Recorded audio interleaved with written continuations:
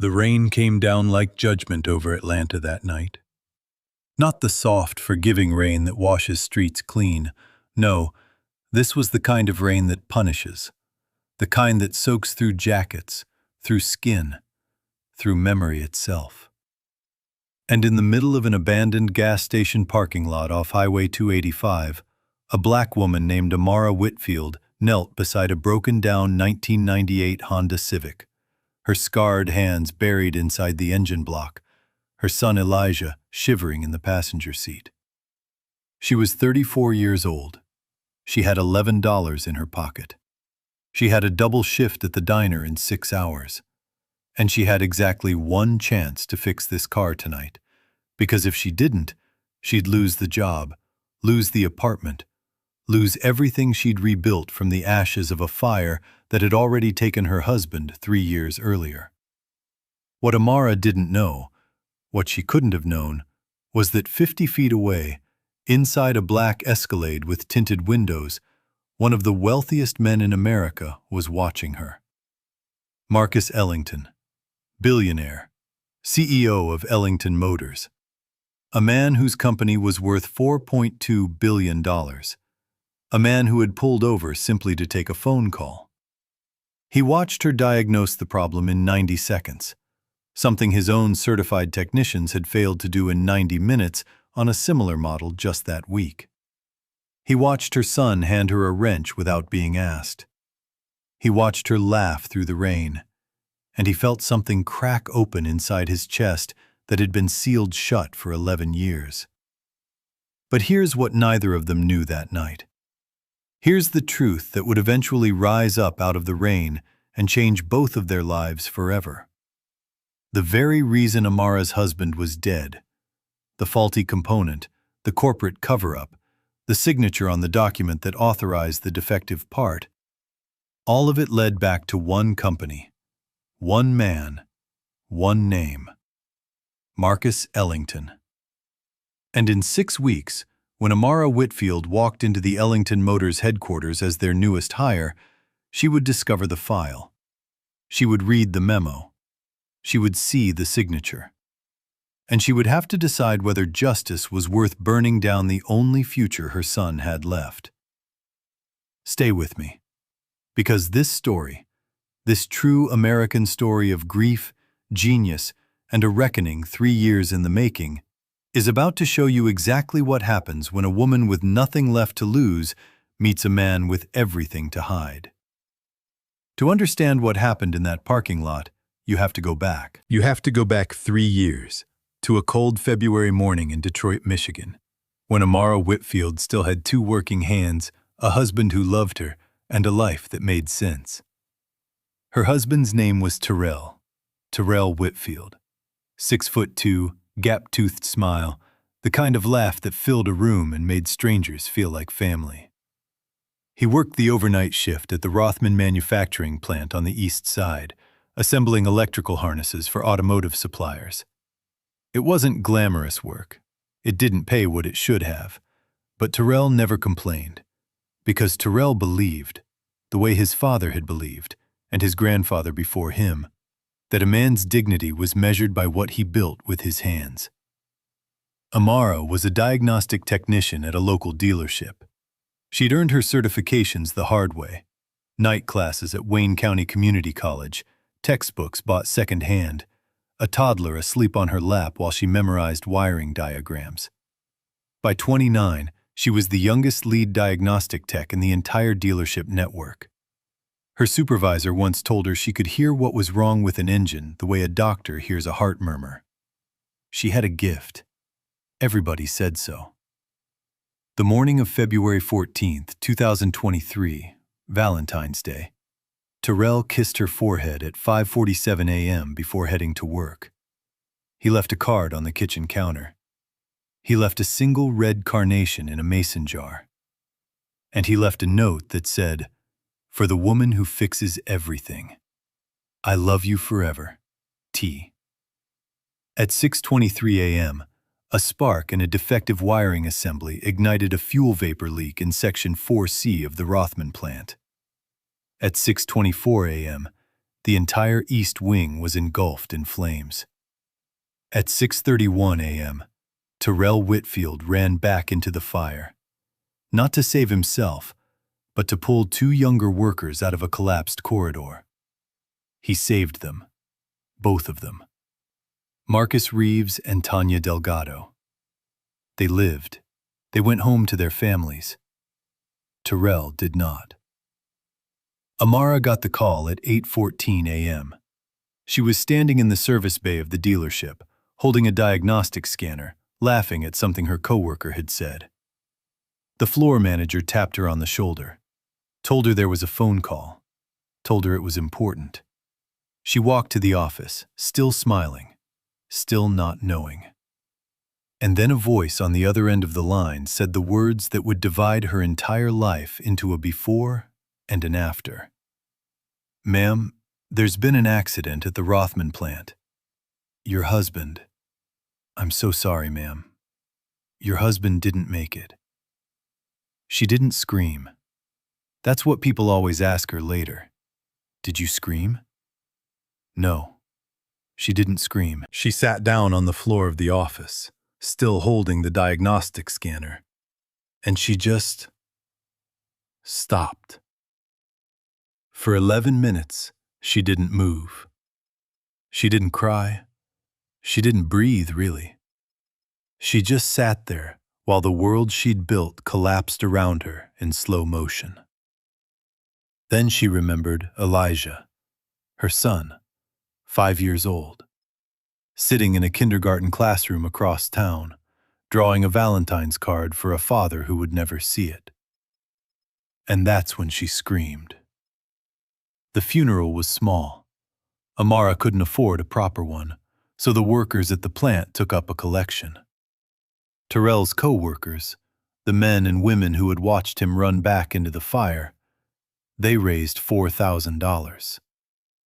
It wasn't enough for a headstone.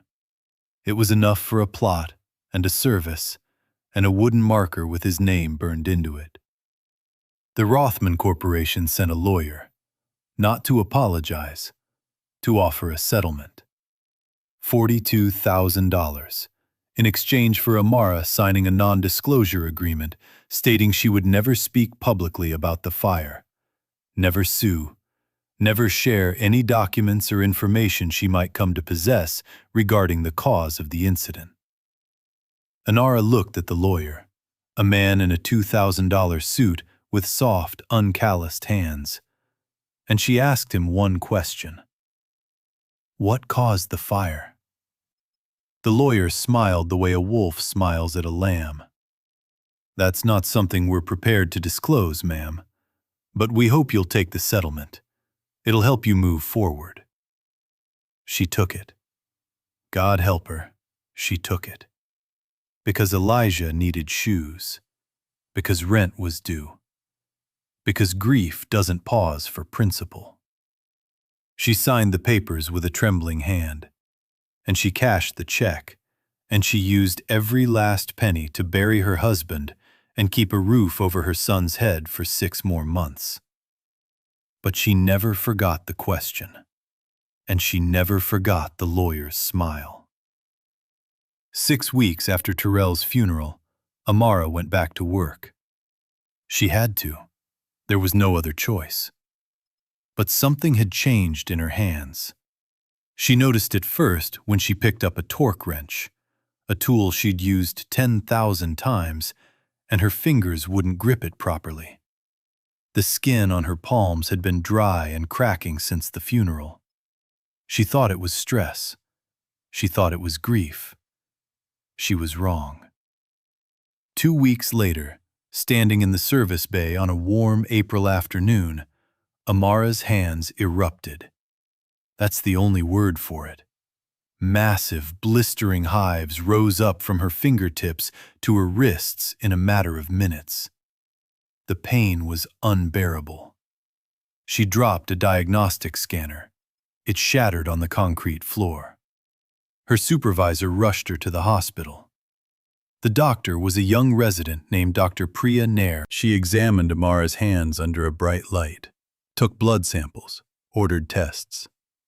And then she sat down across from Amara and said something that would change everything. "Mrs. Whitfield, your body is having a severe autoimmune response. This isn't stress. This is a chemical exposure reaction. Have you been in contact with any industrial solvents recently? Any petroleum-based compounds? Any burn residue?" Amara stared at her. "My husband," she whispered. "I identified his body. At the morgue. I held his hand." Dr. Nair went very quiet. Then she said, "I'm going to run one more test. I'd like to check for a specific compound. It's called triphenyl phosphate. It's a flame retardant used in certain older electrical components. It's been banned in most modern manufacturing, but it's still present in some legacy parts. If your husband was exposed to a fire involving this compound and you had direct skin contact with the residue, it could trigger the exact reaction you're experiencing." 3 days later, the test came back positive. Amara Whitfield was allergic to the very substance that had killed her husband. Every time she touched something, a wrench, a steering wheel, her son's face, her body remembered the fire. Her body screamed. She lost her job at the dealership 2 months later. Not officially. Officially, they told her they were restructuring, but she knew the truth. A diagnostic technician with damaged hands is a diagnostic technician who can't work. She sold the house in Detroit. She packed Elijah into a rented U-Haul. She drove 1,200 miles south to Atlanta, where her cousin Denise had offered them a spare room until Amara could get back on her feet. That was 2.5 years ago. She never got back on her feet. Not really. She got up. She kept moving. But she never got her balance back. She worked the overnight shift at a diner. She worked weekends cleaning offices downtown. She wore cotton gloves everywhere, to sleep, to shower, to hold her son's hand. Because bare skin against the wrong surface could send her to the emergency room. And every night, after Elijah was asleep, Amara Whitfield sat on the edge of her twin bed in her cousin's spare room, and she pulled out a small cardboard box from under the mattress. Inside the box was a single photograph of Terrell, a wooden carving he'd made for her on their 5th anniversary, and a folded piece of paper. The paper was a receipt for a delivery of electrical components that Terrell had signed for the week before the fire. He'd brought it home by accident, stuffed in the pocket of his work jacket. Amara had found it 2 weeks after the funeral, and she'd never told anyone about it.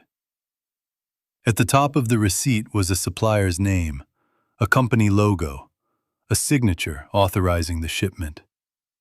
The name was Ellington Motors, Advanced Components Division. The signature belonged to a man named Marcus Ellington. And on the night the rain fell over Atlanta and Marcus Ellington's Escalade pulled into the parking lot where Amara Whitfield was fixing her broken-down Honda Civic, that receipt was folded neatly inside the pocket of her work coat, pressed against her chest, 3 inches from her heart. Marcus Ellington was not a bad man. That's what makes this story so difficult to tell. He was not a villain in the traditional sense. He did not twirl a mustache. He did not cackle in a boardroom. He did not consciously decide to destroy families for profit. And yet, and this is the terrible, quiet truth at the center of American capitalism, his goodness had never been tested against his convenience. And the moment it was, he had chosen convenience without even knowing it. Marcus was 47 years old. He had built Ellington Motors from a single custom restoration garage in Marietta, Georgia, into a national automotive components empire in 22 years. He employed 6,000 people. He paid his workers above industry wages. He funded a scholarship program for young black engineers. He was, by every measurable metric, one of the good ones. But 11 years earlier, on a Tuesday morning in his executive office, Marcus Ellington had signed a document. The document was 53 pages long. It was a compliance review of a legacy component his acquired subsidiary, Prestige Electrical Systems, had been supplying to third-party manufacturers for over a decade. Buried on page 37 was a footnote about triphenyl phosphate contamination in a specific batch of wiring harnesses. Buried on page 41 was a recommendation to recall the batch. Buried on page 44 was a cost analysis showing the recall would cost the company $14.2 million and disrupt 3/4 of revenue. Marcus had not read pages 37, 41, or 44. He had read the executive summary on page 1, which said the components were within acceptable commercial tolerance. He had signed the document. He had gone to lunch. He had never thought about it again. Until tonight. Tonight, on a Thursday in October, Marcus Ellington was sitting in the back of his Escalade on Highway 285, waiting for his driver Reggie to finish a phone call with the dispatch office. Marcus was on his way home from a fundraiser downtown, a black tie event for underprivileged youth, at which he had donated $85,000 and given a speech about the dignity of hard work. The rain had started 20 minutes earlier. Reggie had pulled off the highway to check a tire warning light, and through the tinted window, Marcus had noticed a woman in the parking lot of an abandoned gas station, kneeling beside a beat-up Honda Civic, working on the engine in the pouring rain. At first, he'd assumed she was waiting for a tow truck. Then he'd noticed the toolbox open beside her. Then he'd noticed the diagnostic scanner in her left hand. Then he'd noticed the boy in the passenger seat, maybe 7, maybe 8 years old, holding a flashlight steady while his mother worked. Marcus lowered his window an inch. He listened. He heard her voice, calm, focused, precise, talking to her son. "Elijah, baby, when I ask you for the 10mm socket, I need you to hand it to me handle first, okay? Not the head, the handle. That way I don't have to flip it around." "Yes, Mama." "Good boy. Now, watch this. See how the crank position sensor is corroded? See that green stuff right there? That's why the car won't start. It's not the battery, it's not the starter, it's not the alternator. It's this little tiny sensor right here. $15 at AutoZone. But if I take it to a shop, they'll charge me $400 to diagnose it and another $200 to install it. You understand why I'm telling you this? Because knowledge is money, Mama." "That's right, baby. Knowledge is money. And knowledge is freedom. Nobody can charge you for what you already know." Marcus felt something move in his chest. Something he hadn't felt in a very long time. Not attraction, nothing like that. Something deeper. Recognition. He was watching a woman who reminded him of his own mother. His mother, who had raised him alone in a 2-bedroom apartment in Marietta. His mother, who had worked as a bookkeeper by day and cleaned offices by night. His mother, who had died of a stroke at 51, 3 months before Marcus signed his first $1 million contract. He'd bought her a headstone with his first bonus check. He'd never told anyone what was carved on it. The words were simple. She knew the value of everything and the price of nothing. Marcus watched the woman finish installing the sensor. He watched her son hand her a rag. He watched her wipe her hands, very carefully, he noticed, as if the skin hurt her, and then close the hood. He watched her turn the key. The engine coughed again, then roared to life. The boy cheered. The woman laughed. And Marcus Ellington, billionaire, watched a small miracle happen in a gas station parking lot in the rain. He should have driven away.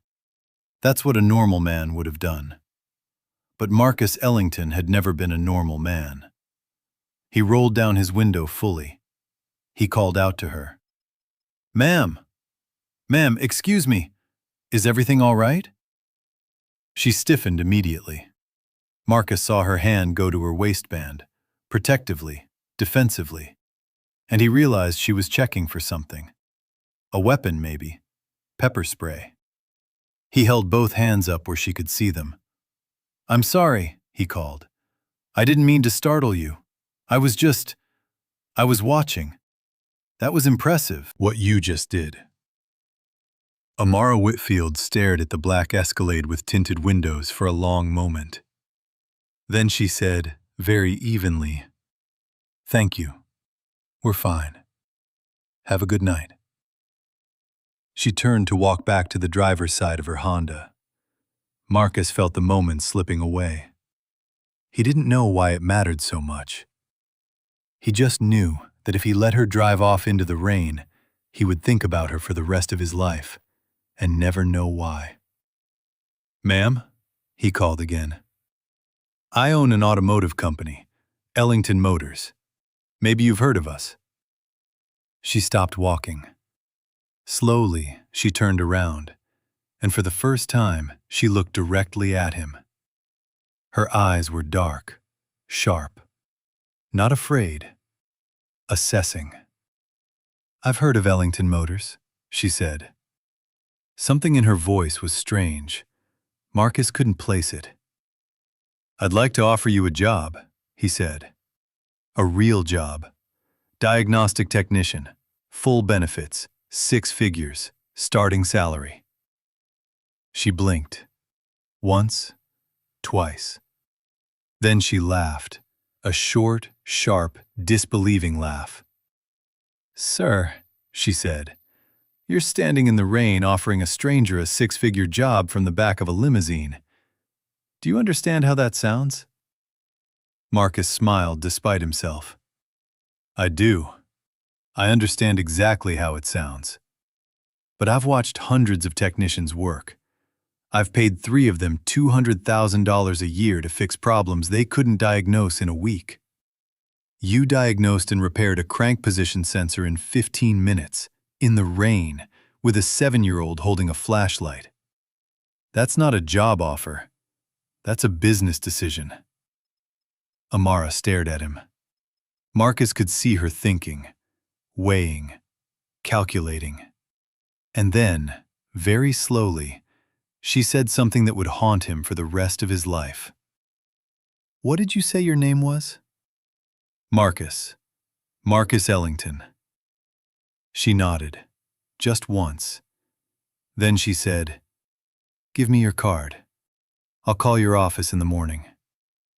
Marcus fumbled for his wallet, handed her a card through the window. She took it with a gloved hand, tucked it into her coat pocket, and walked back to her car without another word. As the Honda drove away into the rain, Marcus watched its taillights disappear down Highway 285, and he had no idea at all, that he had just handed his business card to the widow of a man his company had killed. Amara didn't sleep that night. She sat at her cousin's kitchen table from 2 a.m. until dawn, staring at Marcus Ellington's business card under the yellow glow of a cheap overhead lamp. Beside the card, spread out across the table, were 17 pieces of paper. A receipt, a photograph, a death certificate, a newspaper clipping, a copy of a police report she'd requested through the Freedom of Information Act 2 years earlier, and a single manila folder full of research she had compiled about Ellington Motors, Prestige Electrical Systems, and the corporate acquisition timeline that connected them. She knew who Marcus Ellington was. She'd known for 18 months. She had discovered the connection by accident, actually. She'd been researching Prestige Electrical Systems online, trying to find out if anyone else had ever sued them, when she'd stumbled onto a 2013 news article about a corporate acquisition. Ellington Motors had bought Prestige for $340 million. Marcus Ellington had signed the deal. And 2 years after the acquisition, Prestige, now a subsidiary of Ellington, had shipped the batch of components that ended up in the Rothman plant. The same batch that had contained the defective wiring. the same batch that had killed her husband. Amara had spent 18 months trying to figure out what to do with this information. She had considered going to a lawyer. She'd already signed an NDA. She had considered going to the press, but she had no proof. Nothing but a receipt with a company name and a signature and a positive blood test for a flame retardant. She had considered doing nothing. That had been the hardest option. That had been the one she'd almost chosen. And then, in the rain, on Highway 285, Marcus Ellington had rolled down his window and offered her a job. Amara didn't believe in fate. She didn't believe in signs, but she believed in opportunity. And this was the only opportunity she was ever going to get. At 8:47 a.m., she called the number on the business card. A woman with a crisp voice answered. Ellington Motors Executive Office, this is Danielle speaking. Good morning. My name is Amara Whitfield. I met Mr. Ellington last night. He offered me a job interview. There was a pause. Then Danielle said, Yes, Mrs. Whitfield. Mr. Ellington told me to expect your call. He'd like to see you today at 2 o'clock if that's convenient. 2 o'clock. Same day. Amara felt her hands shaking inside her gloves. 2 o'clock is convenient. Wonderful. The address is 4400 Ellington Way in Buckhead. Do you need us to send a car? Amara looked at her Honda through the kitchen window. It was working, for now. No, ma'am. I'll drive myself. At 1:47 p.m., Amara Whitfield walked into the lobby of Ellington Motors headquarters, wearing the only professional outfit she owned. A black pantsuit she'd bought at Goodwill for $11, cotton gloves in place, her hair pulled back into a tight bun. She looked calm. She was not calm. Inside her purse, tucked beside a small notebook, was a folded photograph of her husband. Danielle greeted her in the lobby and led her up to the 42nd floor. The elevator opened directly into a private reception area with floor-to-ceiling windows overlooking the Atlanta skyline. Marcus Ellington was waiting for her. He stood up when she entered, extended his hand. She shook it, threw the glove, briefly, professionally. Mrs. Whitfield, he said. Thank you for coming. Thank you for the opportunity, Mr. Ellington. He led her to a small conference room, 2 chairs, a table, 2 glasses of water. He asked her about her background. She told him, most of it anyway. She left out the fire. She left out Terrell. She left out the receipt. She told him about her certifications, about her 12 years of experience, about her time at the Detroit dealership. She showed him her portfolio, diagnostic reports she'd written, technical assessments she'd completed, letters of recommendation from former supervisors. Marcus was impressed. She could see it in his face. Halfway through the interview, he stopped asking questions and just looked at her. Mrs. Whitfield, he said, I have to ask, why are you working at a diner? Amara took a slow breath. I had a chemical exposure incident 3 years ago. It left me with a skin condition that makes it difficult to work in traditional service bay environments. I've been unable to find employment in the field. Marcus nodded slowly. May I ask what the exposure was? Amara looked him directly in the eyes. Triphenyl phosphate, from an industrial fire. She watched his face very carefully. She was looking for something, a flicker, a recognition, a tell. She saw nothing, nothing at all. Marcus Ellington had never heard the words triphenyl phosphate in his life.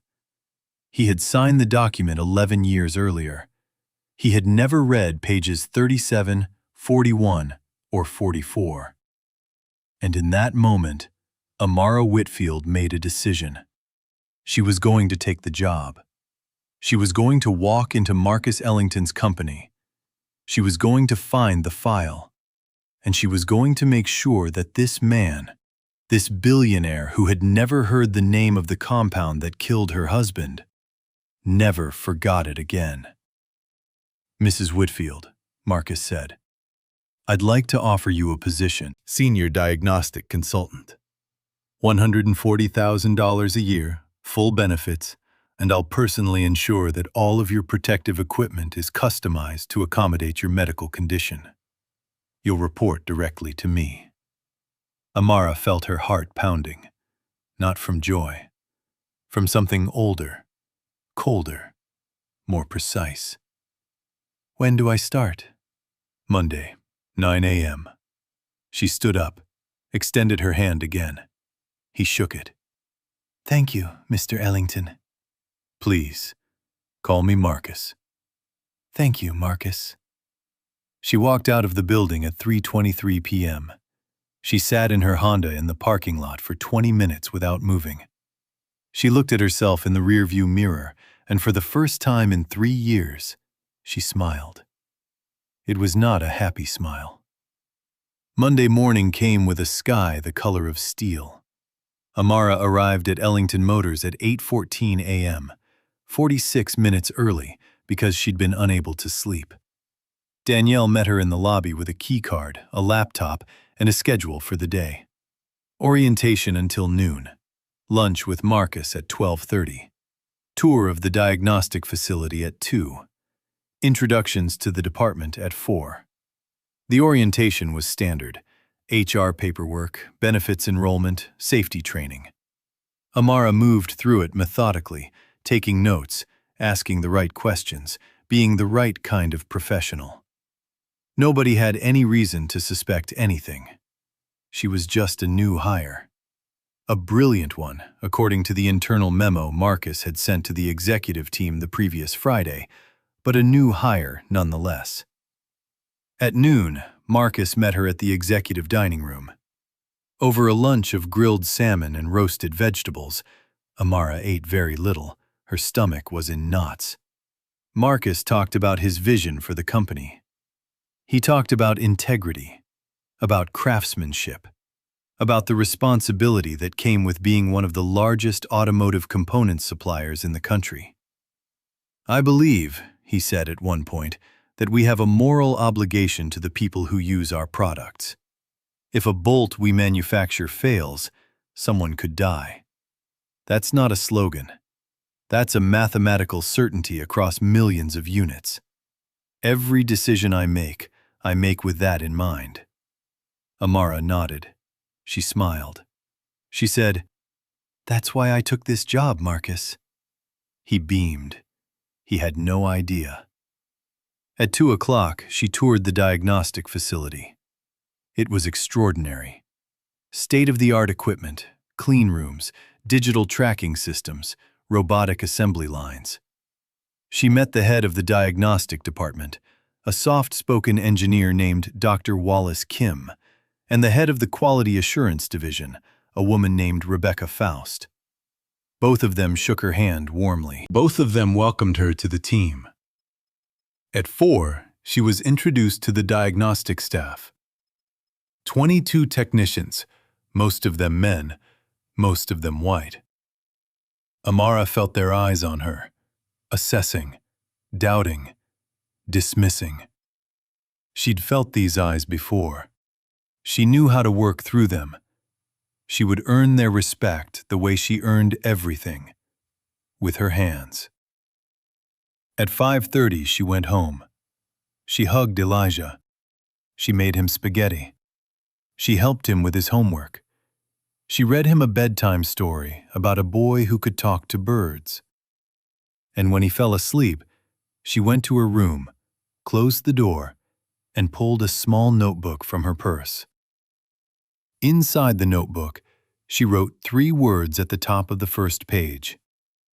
"Find the file."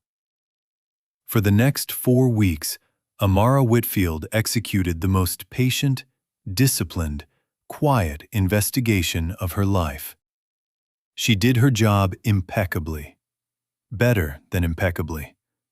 Within 2 weeks, she had solved 3 diagnostic problems that had stumped the entire team for months. Word spread quickly. The technicians who had doubted her began to seek her out. Dr. Kim started inviting her to his weekly strategy meetings. Marcus called her personally to congratulate her on her work.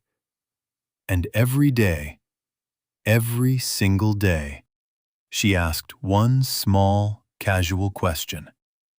Not enough to raise suspicion, just enough to gather information. Where do the archived compliance documents get stored? Who handles historical acquisition records?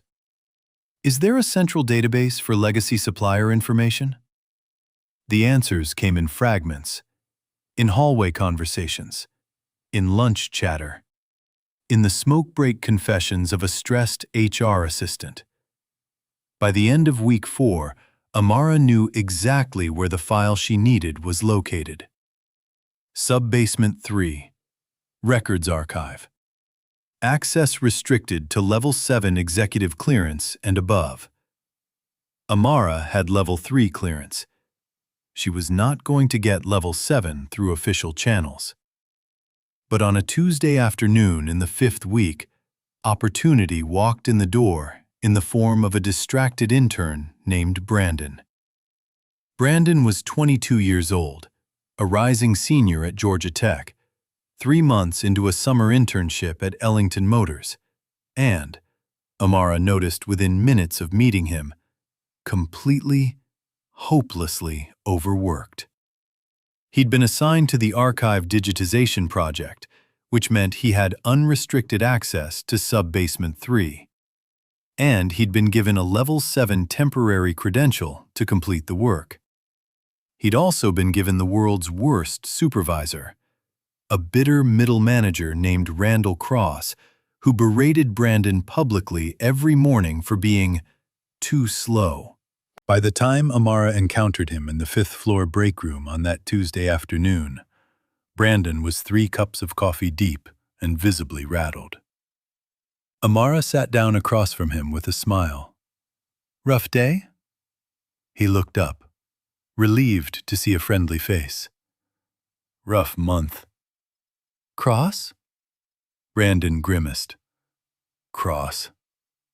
He's a piece of work.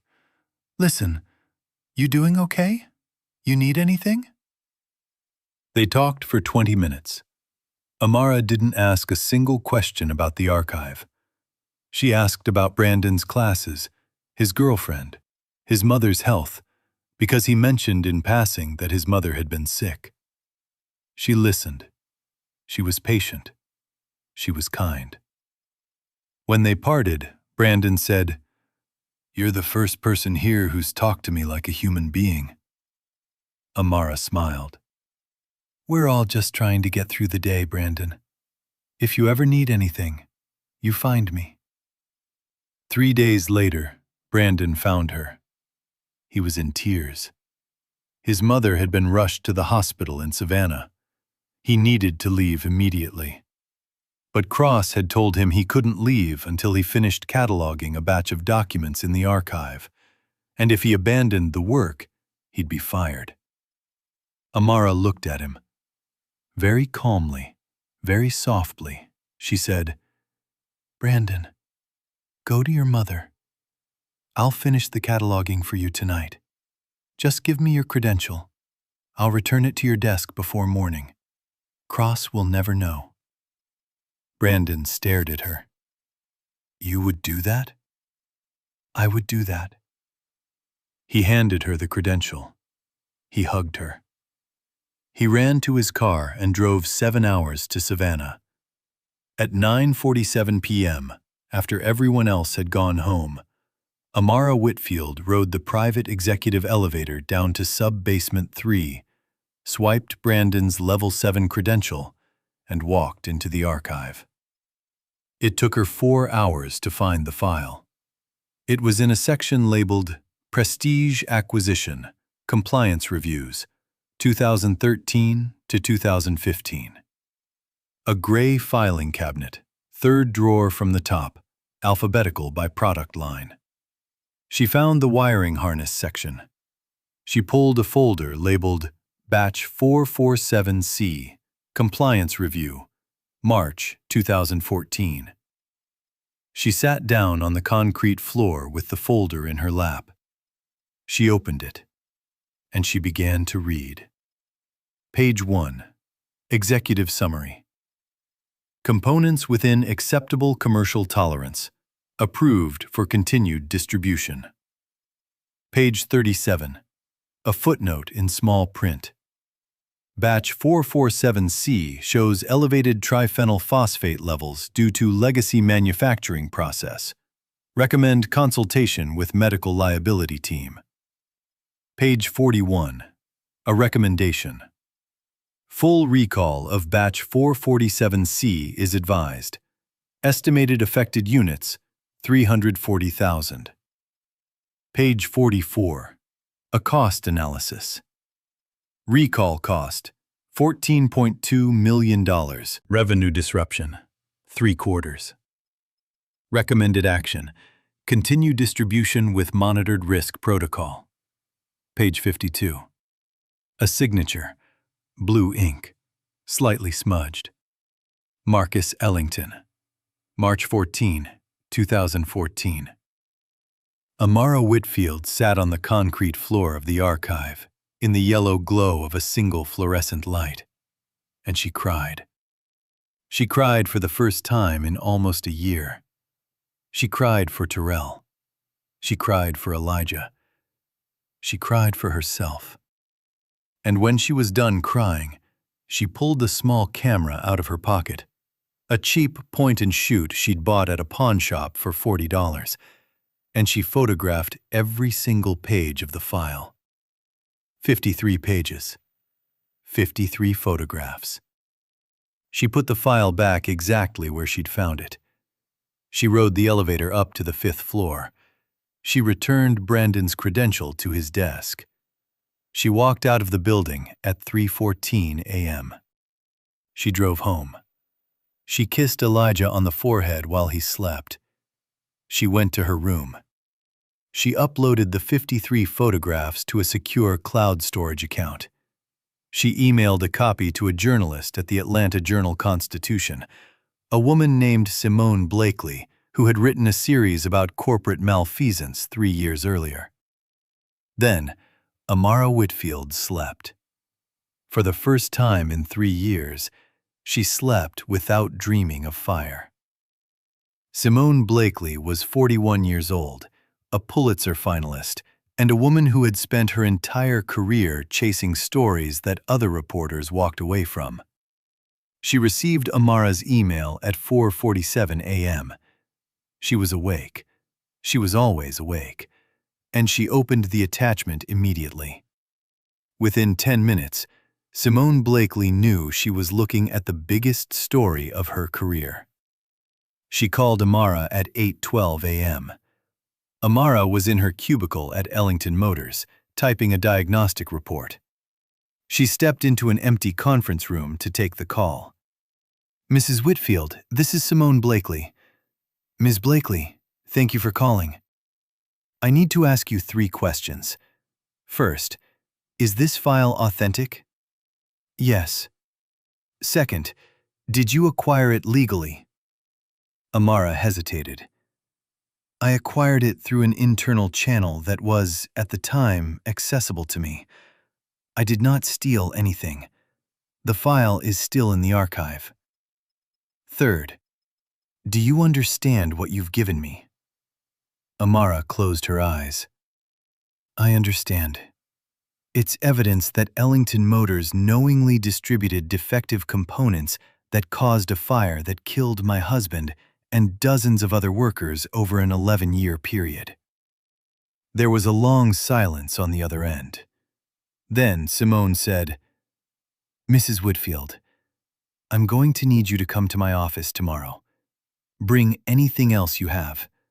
We're going to write this story together. And when we publish it, your life is going to change forever.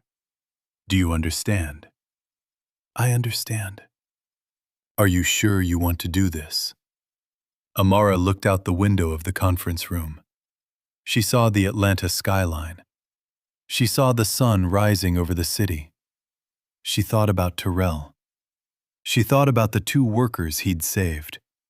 She thought about Elijah and the world she wanted him to grow up in. "Miss Blakely," she said, "I have never been more sure of anything in my life." But Amara Whitfield was not a fool. She knew that publishing the story was a nuclear option. She knew that the moment the article went live, Marcus Ellington's legal team would descend on her like a plague. She knew that she would lose her job, lose her income, lose the health insurance that was keeping her hands functional. She knew that she and Elijah might have to disappear. She also knew something else, something that surprised her. She wanted to see Marcus's face when he found out. Not out of cruelty, out of something else. Out of a need to know. A need to look him in the eyes and see whether he was the monster she'd built in her mind for 3 years, or whether he was something else. Something more complicated. Something that would make this harder. She scheduled a meeting with him for Friday afternoon. She told his assistant it was a personal matter. Danielle put it on his calendar without asking questions. At 3:47 p.m. on Friday, Amara Whitfield walked into Marcus Ellington's corner office. He stood up from behind his desk. He smiled. "Amara, what can I do for you?" She closed the door behind her. She sat down across from him. She placed a manila folder on his desk. "Marcus," she said, "there's something I need to show you." He looked at the folder. He looked at her face. He must have seen something in her expression because his smile faded slowly. "What is this?" "Open it." He opened it. Inside were 3 items. A photograph of Terrell Whitfield, a death certificate, and a single page, page 52 of the compliance review, with Marcus's signature circled in red ink. Marcus stared at the page for a very long time. When he looked up, his face was gray. "Where did you get this?" "From your archive." That's proprietary. That's confidential." "I know." "Amara, what are you? I don't understand what this is." "That's my husband, Marcus. His name was Terrell. He died in the Rothman plant fire in Detroit on February 14, 2023. The fire was caused by a defective wiring harness from batch 447-C. That batch was manufactured by Prestige Electrical Systems. Prestige is a subsidiary of your company. You signed the compliance review, authorizing continued distribution of batch 447-C on March 14, 2014. 9 years before my husband died in a fire caused by those parts. Marcus's mouth was open. He was not breathing. "Amara, I didn't know." "I know you didn't know," she said, and her voice was very soft, very sad. "I've watched you for 6 weeks, Marcus. I've talked to your employees. I've read your speeches. I've seen the way you treat people. You are not a monster. You are not a villain. You are a man who signed a document you didn't read, and my husband died because of it." Marcus lowered his face into his hands. His shoulders shook. "What do you want?" he said, muffled. "Money? A settlement? I'll write you a check right now. I'll write you a check for $100 million. "I don't want your money, Marcus." "Then what do you want?" Amara stood up. She walked around to his side of the desk. She placed a hand, gloved, careful, on his shoulder. He flinched. "I want you to remember his name," she said. "Terrell Whitfield. I want you to remember the names of the other 31 people who died in that fire. I want you to remember Marcus Reeves and Tanya Delgado, the 2 workers he saved. I want you to remember the 1,200 other people who've been injured by Batch 447C components over the last 11 years. I want you to remember every one of them. Every single one. Marcus looked up at her. Tears were running down his face. And then what? And then I want you to sit with a journalist named Simone Blakely at the Atlanta Journal-Constitution and tell the truth. All of it. In your own words. Before she publishes the story on Monday morning. Because she is publishing it, Marcus. With or without you. I've made sure of that. He stared at her. You've already given her the file? I gave it to her yesterday. Amara, please. My company. 6,000 employees. My family. Your company will survive, Marcus. Because you are going to do the right thing. You are going to issue a full recall of every remaining component from batch 447C and every batch that came after it. You are going to establish a compensation fund for the victims. You are going to fund the investigation into the fire. And you are going to stand in front of a camera on Monday morning and say the words that you should have said 11 years ago. What words? I was wrong. I am sorry. And I will make it right. Marcus Ellington bowed his head. He wept. Quietly, terribly, completely. Amara stood beside him with her hand on his shoulder for a long time. When he finally looked up, his face had changed. Something in him had broken. Something in him had also been born. I'll do it, he said. All of it. I'll do everything. Amara nodded. Then we understand each other. She turned to leave. At the door, she paused. She looked back at him. Marcus, one more thing. Yes? You never asked what I do for a living. He blinked, confused. You're a diagnostic technician. You work for me. I'm a diagnostic technician, she said. I listen for what's broken, and I fix it.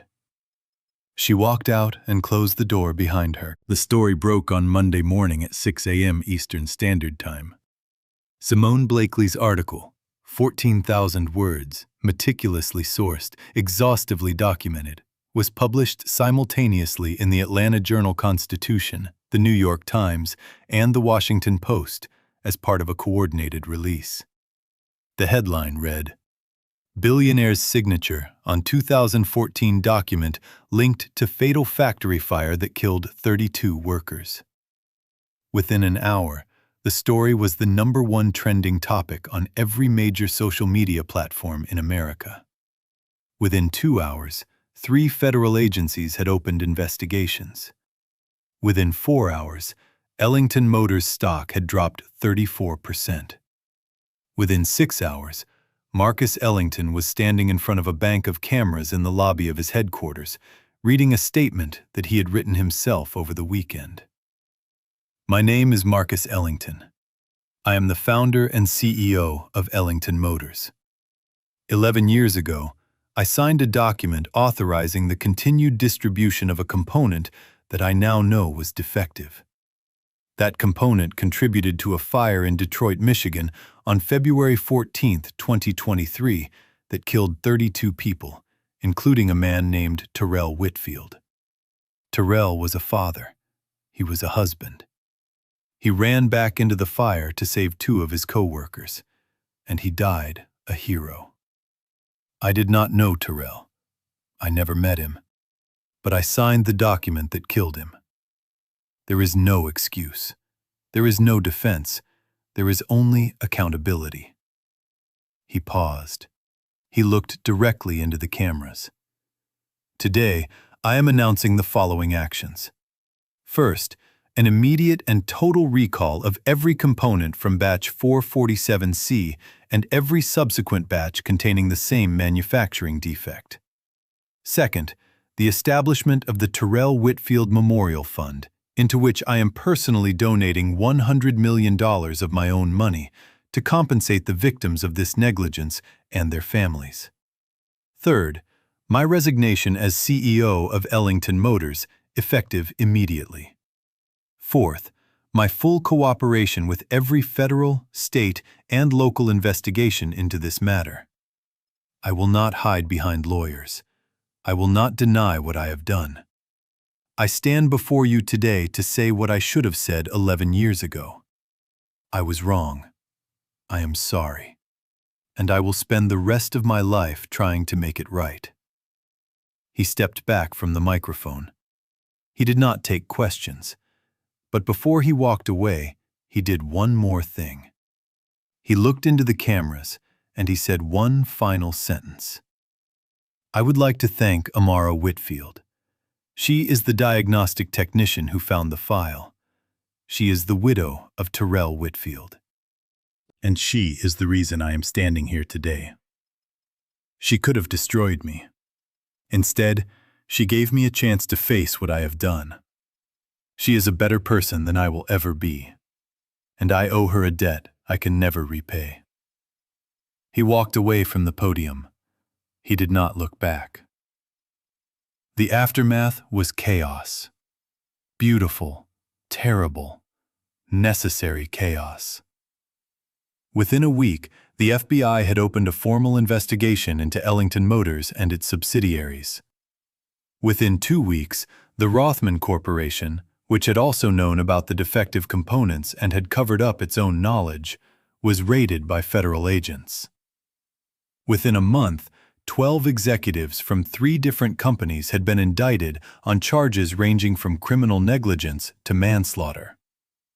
The Terrell Whitfield Memorial Fund grew to over $400 million within 60 days as other executives, including Marcus's board of directors, who were desperate to salvage the company's reputation, contributed matching donations. Every family affected by batch 447C received compensation. Every worker injured by the components received free lifetime medical care. Every widow, every orphan, every parent who had lost a child, all of them were made whole, insofar as money could ever make anyone whole. Amara Whitfield did not return to Ellington Motors. She didn't need to. Simone Blakely's article had made her a national figure.